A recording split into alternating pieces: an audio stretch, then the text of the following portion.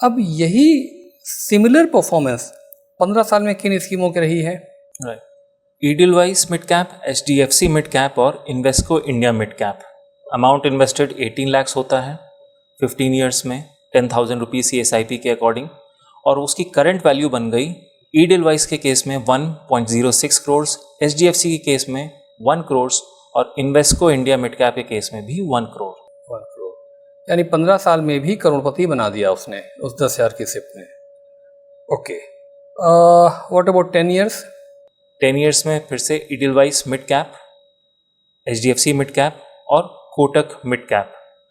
10 years में 10,000 की SIP amount invested बनाती है 12 लाख रुपीज़, और वो 12 लाख बन गए ईडिलवाइस के केस में 38.18 लाख, HDFC मिड कैप के केस में 36.83 लाख और कोटक मिड कैप के केस में 38.19 लाख। ठीक है, चौथे पांचवें नंबर के डिटेल्स आपको स्क्रीन पे दिखाई पड़ रहे हैं। 5 साल में क्या सिचुएशन है?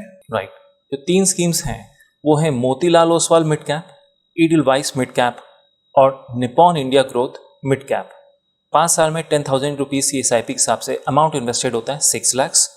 वो 6 लाख बन गए, जो करंट वैल्यू है वो है मोतीलाल ओसवाल के केस में 12.95 लाख, ईडिलवाइस के केस में 11.85 लाख और निपॉन इंडिया ग्रोथ के केस में 11.7 लाख।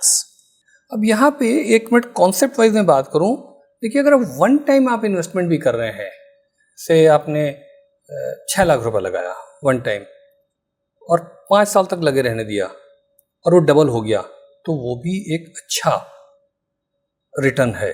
डबल हो गया 5 साल में। यहाँ पे आपने एक बार में 6 लाख नहीं लगाया था, 5 साल में लगाया था, 60 किश्तों में लगाया था, और वो भी पैसा डबल, एक आदमी तो डबल से ज़्यादा हो गया है। तो परफॉर्म तो कर रहा है मिड कैप स्पेस।